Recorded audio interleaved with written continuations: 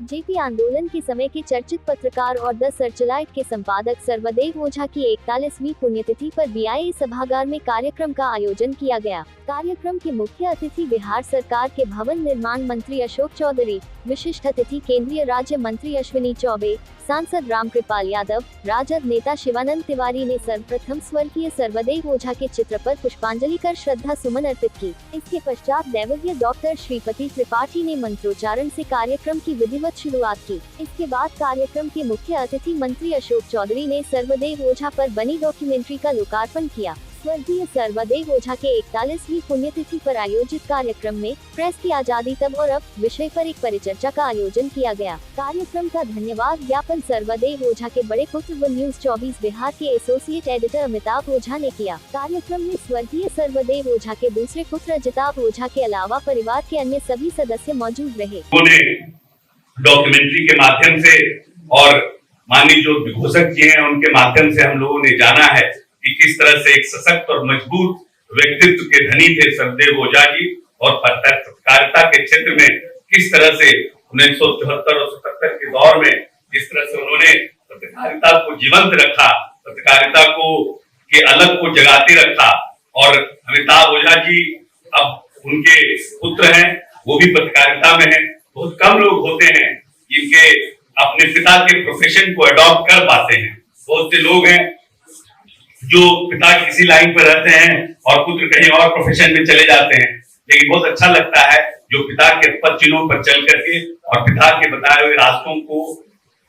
पाने के लिए उनके विचारों पर चल करके और उसी प्रोफेशन को अडॉप्ट करते हैं। हम भी भाग्यशाली हैं कि मेरे पिताजी भी राजनीति में थे और हम भी खुद राजनीति में उनके बताए हुए पद चिन्हों पर चले हैं। और ये सही में बहुत भावुक क्षण होता है किसी भी पुत्र के लिए अपने पिता का स्मृति दिवस मनाना, पुण्यतिथि मनाना। और 41 वर्ष के बाद अमिताभ ओझा जी जैसा उन्होंने बता रहे थे, उन्होंने इस पुण्यतिथि को, स्मृति दिवस को मनाने का कार्य किया है। हम सब अब आज के युग में जो पुराने पत्रकार थे, बड़े भाई अरुण पांडे जी भी बैठे हुए हैं, ज्ञानवर्धन मिश्रा जी भी बैठे हुए हैं। अब वो पत्रकारिता का दौर खत्म हो गया जो पत्रकारिता का दौर इन लोगों ने देखा था। राजनीति का भी वो दौर खत्म हो गया जिस राजनीति के दौर में 74, 77, 72, 73 के लोग जो थे, पुराने लोग जिस तरह से राजनीति करते थे, जिस तरह से पॉलिटिकल फेटर्निटी चाहे कोई भी राजनीतिक पार्टी का हो, लेकिन अगर वो राजनीतिक है, कभी भी लोगों में कोई समस्या हुई, कोई खुशी का क्षण हो तो सब लोग एकजुट होते हैं। राजनीति का स्तर भी बहुत गिर गया है और पत्रकारिता का भी स्तर गिर गया है बहुत। लेकिन हम उम्मीद करते हैं कि अब हम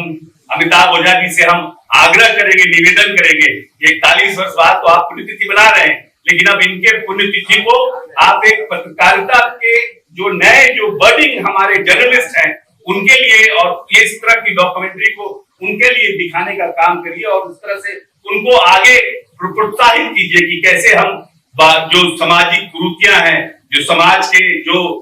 में जो हमारा काम करने की शैली है, जो ट्रांसपेरेंसी होनी चाहिए, चाहे वो पॉलिटिकल फेटर्निटी हो, चाहे वो अफसर लोग यहाँ पर हो, उनके जो ट्रांसपेरेंसी होनी चाहिए काम में, अगर वो ट्रांसपेरेंसी नहीं रहती है तो कैसे कलम की ताकत को यूज करके उस ट्रांसपेरेंसी को आप बहाल कर सके। वैसे कामों के लिए जो नए जो बर्डिंग हमारे जर्नलिस्ट हैं, क्योंकि अब नए जो जर्नलिस्ट नए आ रहे हैं उनमें बहुत हड़बड़ी है, बहुत जल्दी बड़ा बनना चाहते हैं और बहुत जल्दी 24/7 चलने लगा है हम लोगों का जो टेलीविजन, उसमें कहीं ना कहीं से कुछ न कुछ इस तरह से भयावह न्यूज लाते हैं जो पूरी तरह से भ्रामक होता है। लेकिन सोशल मीडिया का जमाना है, अब टीवी का जमाना है, 24 घंटा चल रहा है, वो क्वालिटी ऑफ जो जर्नलिज्म था वो कहीं ना कहीं छिन्न होता जा रहा है। वो कैसे प्राप्त हो, इसके लिए भी अमिताभ ओझा जी को हम कहेंगे अपने पिताजी के स्मृति दिवस पर उस पर भी काम करिए और सब लोगों को बुलाइए, एक दिन का सेशन करिए, नए जर्नलिस्ट लोगों को ट्रेनिंग काम कराइए, जो पुराने जर्नलिस्ट हैं, जो पुराने पॉलिटिशियंस हैं, उन लोगों को बुलाकर उसमें बात कहिए, लेक्चर कराइए, तो कहीं ना कहीं कुछ सुधार 2%, 5% सुधार हो सकता है। और उसके बाद जो आपके पिताजी का जो एक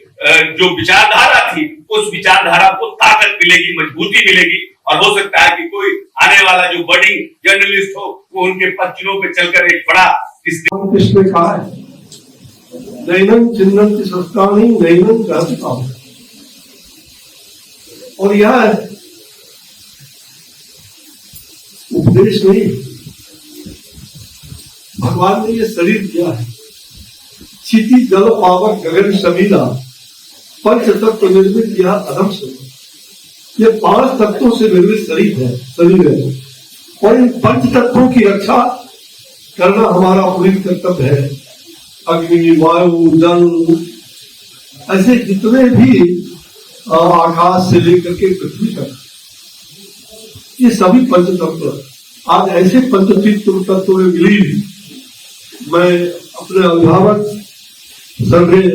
सरदेव ओझा जी के प्रति श्रद्धांजलि अर्पित करते हुए सशक्त नमन करता हूँ। यहाँ बैठे हुए जयप्रकाश जी के 74 आंदोलन के पुरोधा,